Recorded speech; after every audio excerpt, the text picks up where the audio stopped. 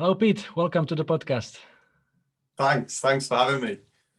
We first got in touch many years ago. I was still working at Košice Airport in Slovakia, and at this time you were at the Bristol Airport doing the route development and other stuff. So obviously a lot has changed since then. So can you walk us through your journey since then, also before you joined Bristol? Yeah, so I've pretty much always been in transport.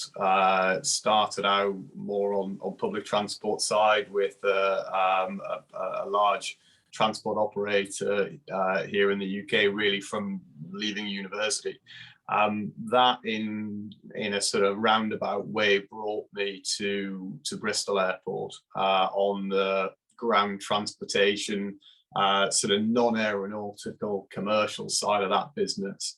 And that was really my first sort of proper introduction into really the world of how an airport runs operationally, financially, commercially. Loved it there, spent sort of 8 years there, and was very fortunate that I was there, during some of the best times for the airport, sort of just coming out of the global financial crisis around the turn of the last decade, into sort of several years of consistent but stable growth. And that created all sorts of opportunities as that business was expanding. Sort of halfway through my time there, I sort of got the opportunity, really through just having a passion for aviation. I think that was evident what I was doing on a day-to-day basis for a number of years, and what I was brought in to do wasn't related to air service development, wasn't related to the airside operation at all. But just having that enthusiasm and passion for the industry was kind of noticed, and because it was such a stable and consistently growing business at the time, that created opportunities to make those sideways moves that every now and again it's really important to consider and take and move across into an area that's outside of your knowledge, your skills and experience and your comfort zone, but get the chance to work with different people in the organization, learn from them, build your network. And so really about halfway through my time there in about 2014, got the chance to move into air service development, and really just kind of went from there, spent a number of years doing that. My CEO at the time, Robert Sinclair, not that long after, moved to take up the CEO role at London City, and then about sort of a year, slightly less than a year after he moved down there, an opportunity there came up, and I was only too pleased to throw my hat in the ring, follow him into, again, a very different environment. It's hard to imagine two UK airports with more different business models than Bristol, which is so heavily driven around volume, around leveraging passenger growth through non-aero income, and kind of building that way. Whereas at London City, you have this still very kind of business centric customer base. High spending, high yielding, very high aeronautical yield, and actually a limited amount of non-aero activity. So the split between sort of aviation revenue and non-aviation revenue was kind of the reverse. But it was a great opportunity to get stuck into something completely different. 2 years there, I very much thought that I'd be there for a longer period than I was. But then an opportunity came up down at Cornwall Airport Newquay to take that managing director role, and I think it's very difficult for anybody who is sort of trying to build a career path in aviation to really make that step from being a functional sort of expert, for want of a better term, in a business responsible for a functional area, to take on the whole thing. And so there was never really going to be a better opportunity to take on that challenge of having the whole lot to look after than in an airport that had been, stable for a number of years, great opportunities there. And so, yeah, in the end, it was probably too good to say no to give myself that challenge. Of course, at the time, that was the turn of 2019 into 2020, when no one was thinking about a global pandemic, and probably the biggest challenge was, what if something happens to Flybe, which was the main based airline there, providing 70% of passenger volume, and really all that anybody was thinking was, well, depending on what happens with Flybe, how will we go about building and developing that network? And then really no sooner had I accepted that job offer that obviously Flybe went bust. And then about 3 weeks later, we were into the first lockdown, and life has been very, very different from that which anyone expected for the sort of 18 months almost that have passed since. It feels like 5 minutes on one hand, and it feels like about 5 years on the other hand. It's just been so strange. Yeah, what a perfect storm, wasn't it? Yeah, Unbelievable. and there were. Obviously there were many airports that were affected, both large and small, but I think there were just a handful of regional airports at the smaller end of the market, such as ourselves, that had a huge Flybe seat share, and Flybe is the sole operator on a number of really important routes, and so there are many like us where we've had some success in backfilling the network, but we are still really challenged, as a number of others are, in terms of where the regional side of the industry goes from here, and how some of that connectivity gets recovered, because there are no easy answers, and we're a long way from, many of the routes are reconnected, absolutely, but we're a very long way from recovery in a way that is ultimately going to be sustainable for all of those airports. Yeah, there was almost a scramble in early March when it happened, early March 2020, and actually a lot of airports made some good progress getting routes announced, and then of course no sooner had that happened, and before most of those routes got going, then yeah, aviation was just thrown into the biggest crisis in its history, and we were at the forefront of that crisis as much as anyone. Yeah, let me get back to the transition from being responsible just for the route development area at London City. Again, as you said, massive difference between Bristol and London City. I guess maybe even bigger difference between London City and Newquay Airport. So what was the main challenges, or maybe what was the main surprises for you when you transitioned from that role at London City to being a managing director at Newquay? I think I had a lot of ideas in mind, and you talk to people who have made that transition, who have sat in that seat where a decision needs to be made, or a problem arises, and you can't necessarily get out your office and walk down the corridor and talk to your boss and say, what should we do? Because actually you're the person in the office when someone comes and says to you, what should we do? And it requires a different way of thinking about problems, a different, very different approach. What was strange was I probably spent a good few weeks in the build-up, thinking about how I would go about that initial period of time, how you get to know the team, how you immerse yourself in parts of that business that perhaps you are not exposed to, you haven't been exposed to in your day-to-day role for throughout your previous experience. But the real challenge was all of those plans and all of that proposed approach just goes out of the window when you're in lockdown, because suddenly you've got many of your staff either partly or wholly working from home. We had a huge number of people furloughed. I think at one point in time or another, every single member of staff in the organization was furloughed at some point. So you're walking into an organization that bears no resemblance to the one that you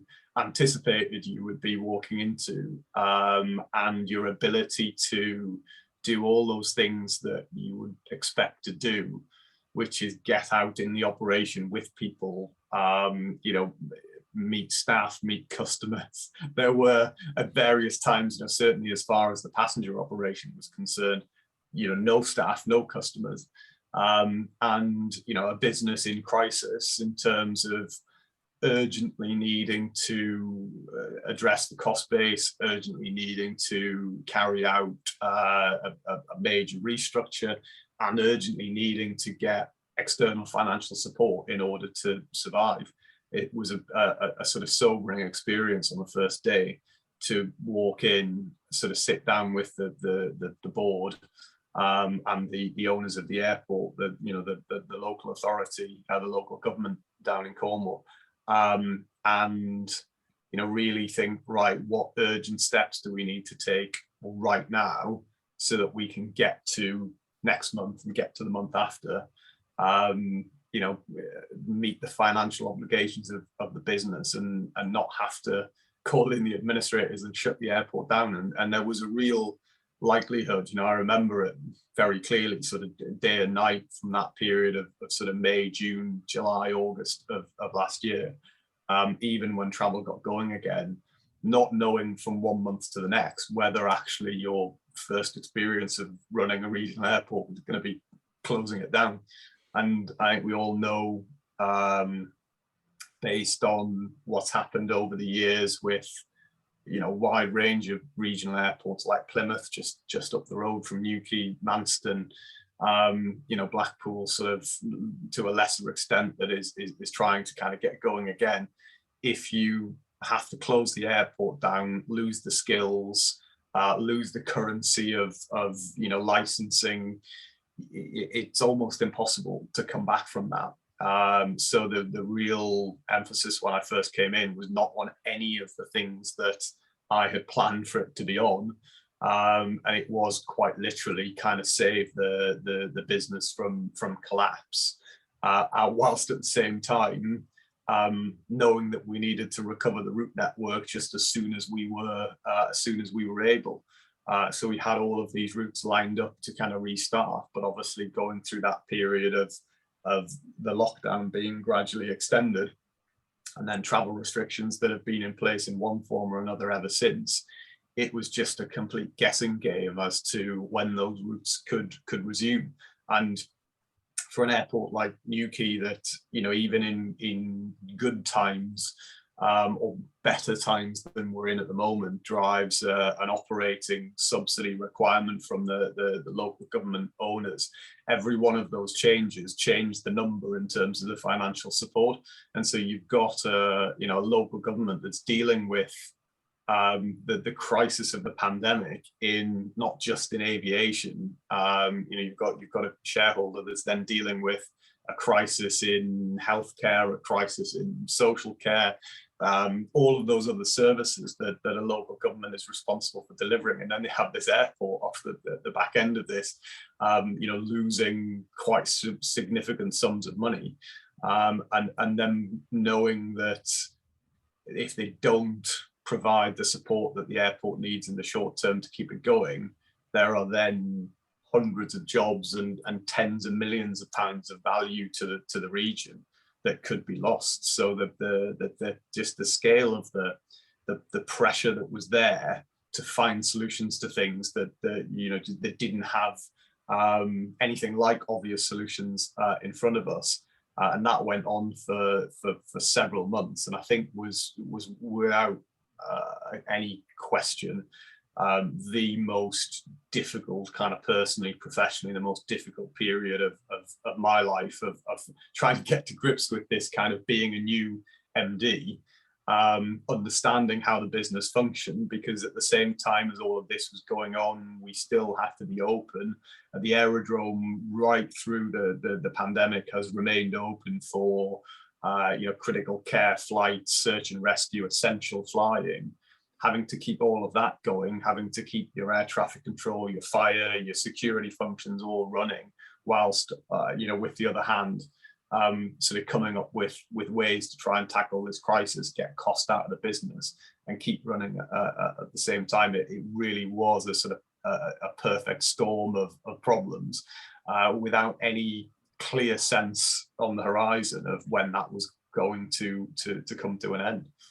Yeah, many people don't really understand that the complexity of running an airport is basically almost the same, whether you run a regional airport or a big hub wherever in Europe. So that's very true, actually, and it's one of the biggest kind of learning curves that I had, is that essentially, the letter of the law of the regulators' requirements, the licensing requirements, is all the same. And yes, the interpretation is different if you've got 80 million passengers compared to 500,000 passengers, but ultimately the requirements to be compliant are very much the same.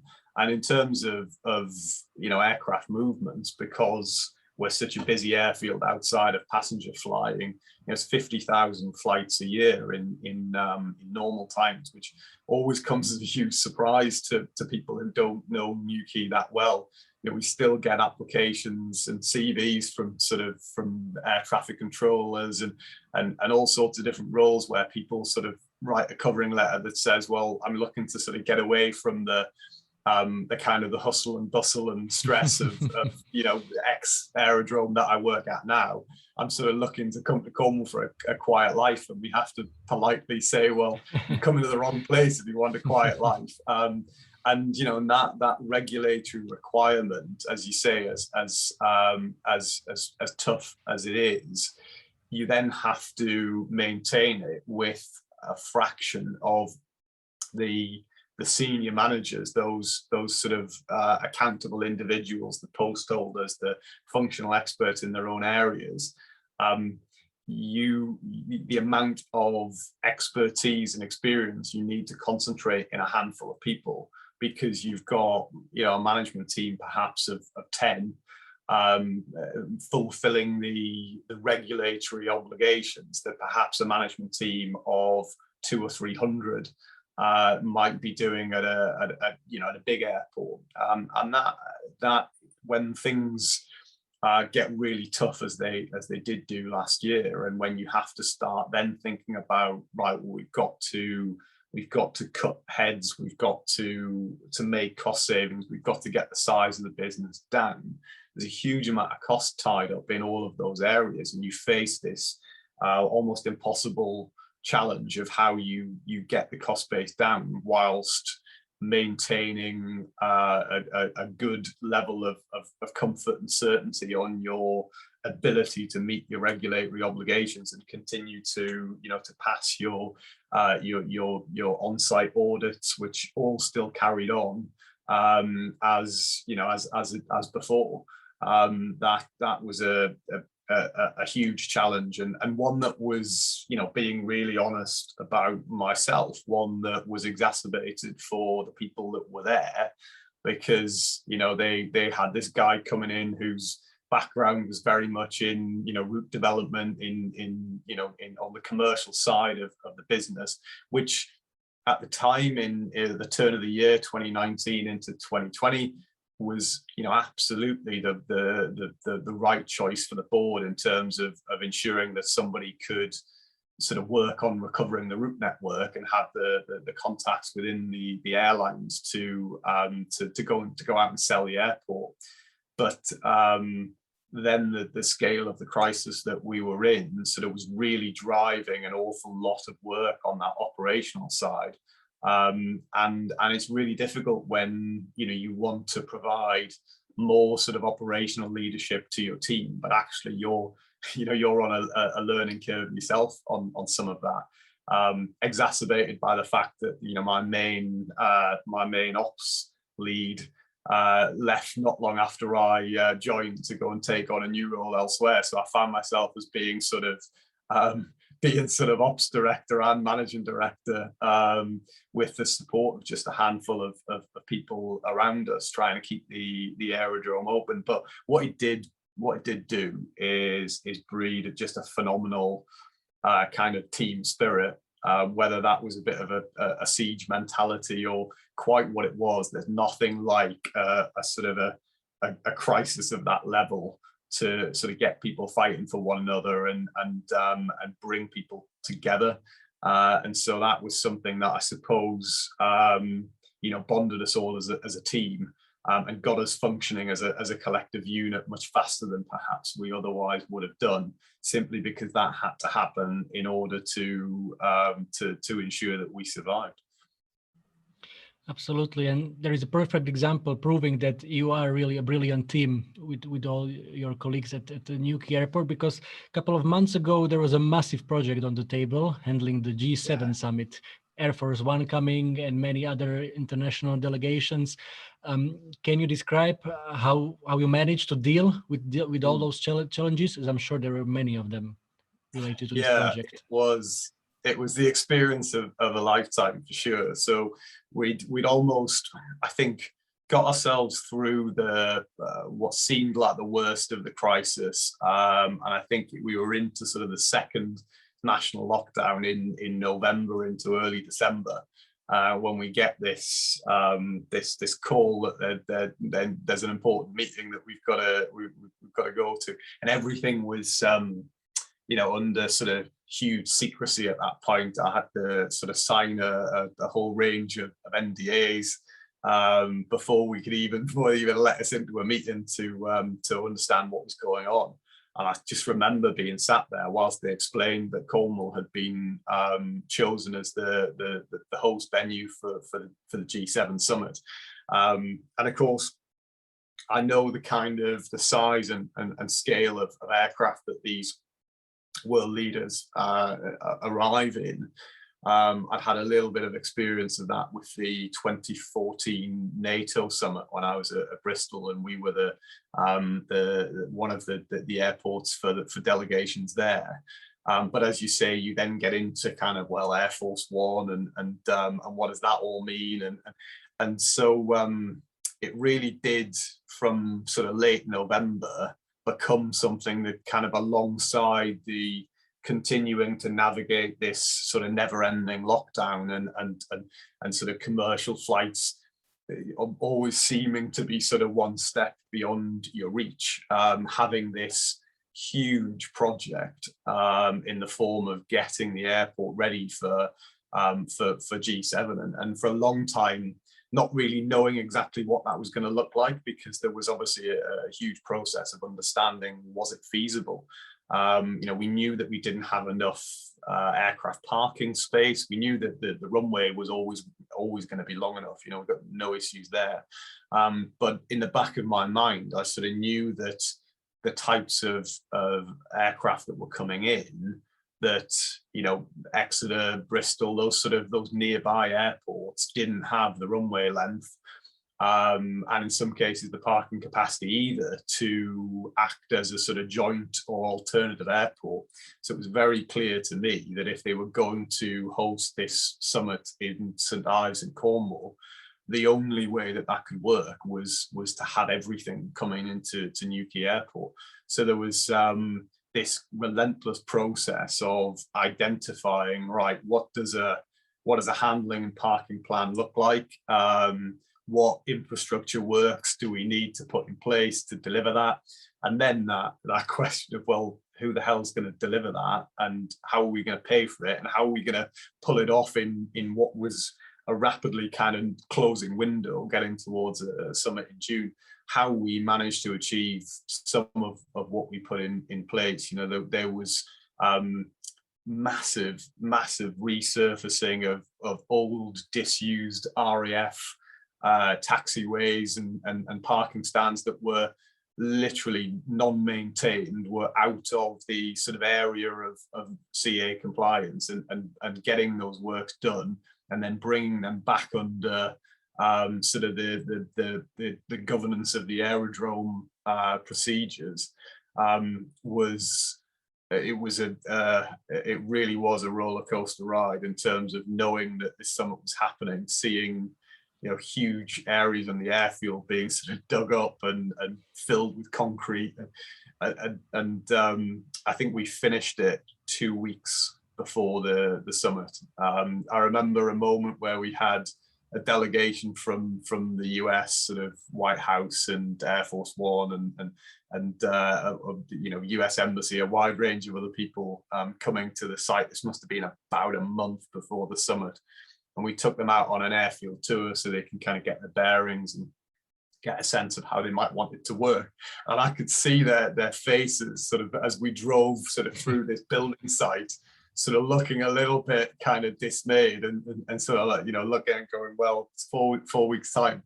And they were very polite about it. And I explained that, actually the works were well progressed and we were very confident that it was going to be done.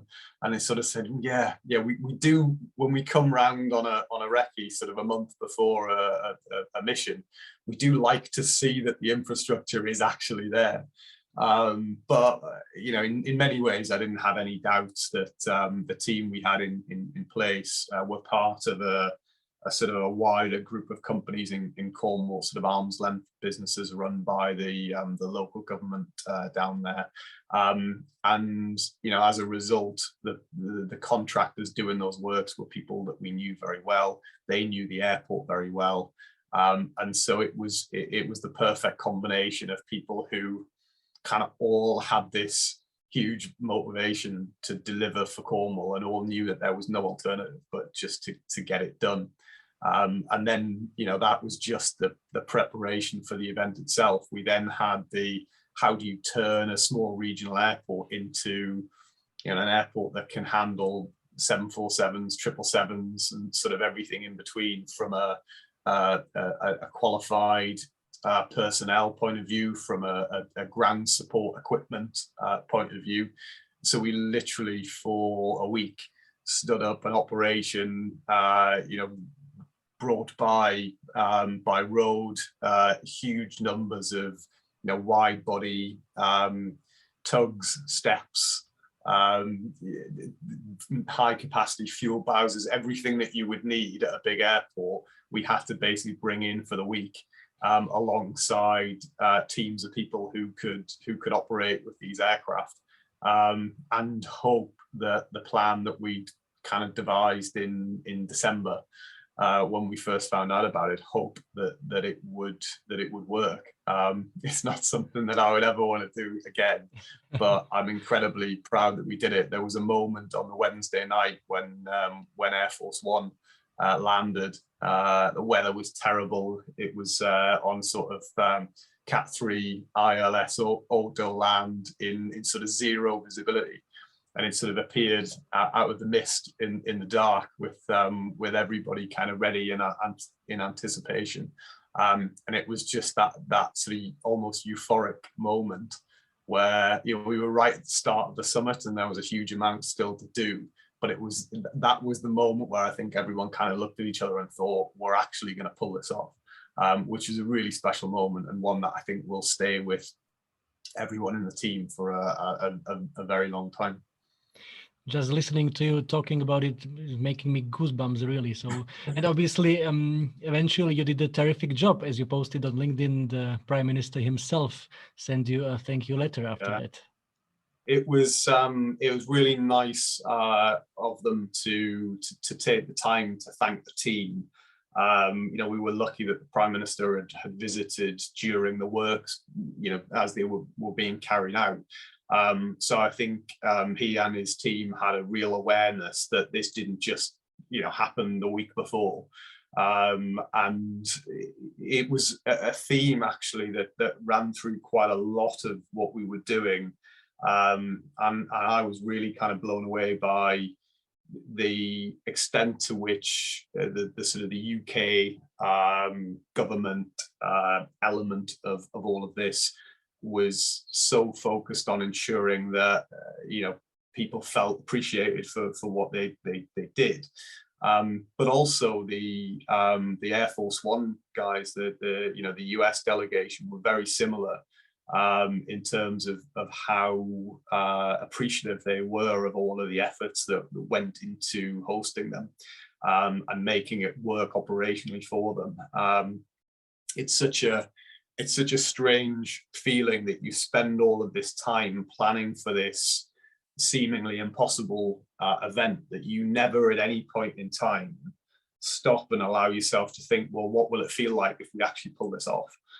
How will we feel when we manage to, as a tiny team, deliver the logistics of this, huge, globally significant summit?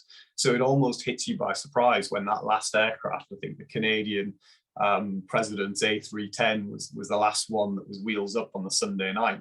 And I don't think any of us, for a moment before that, actually stopped and thought, well, what will this feel like? How proud will we feel about this when we pull it off?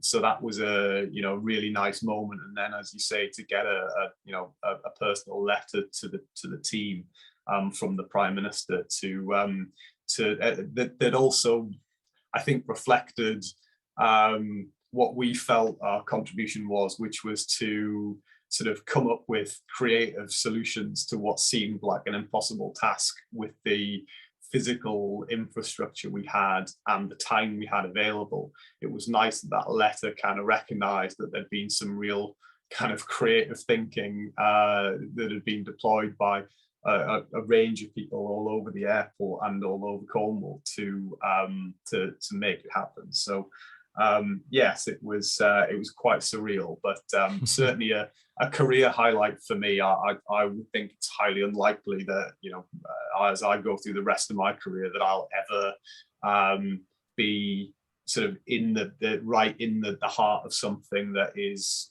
so memorable as an av geek, as someone who at heart is still has that enthusiasm for aviation. There was that moment on the Sunday before departures, driving around the airfield with all of these heads of state aircraft sort of parked all over the airport, and there was that as you say, the goosebump kind of moment where you think, wow, this is something special, and I'll probably never see this again.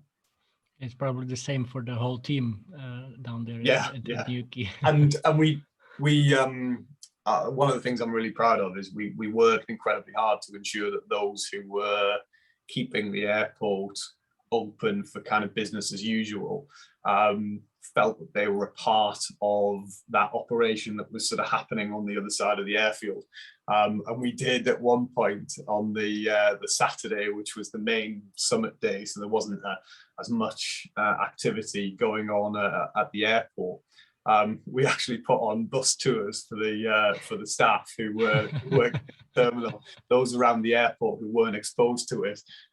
We put them in buses and drove them around the airfield to sort of see all of the aircraft kind of up front and up close and see how it was all working. And I'm really glad that members of the team in the midst of all of it had time to think about that and had time to make that happen, because it wasn't until afterwards, talking to staff walking around the terminal about their experiences, that chance to get out there and feel part of it. I think you can easily forget about it when you're in the midst of something like that and easily just focus on getting the job done. But you've got to think about how everyone can share in that success, because the thing that resonated really strongly with me was these are people who've spent a huge amount of the last year on furlough. They've gone through a redundancy process. They didn't know whether their jobs were going to be secure.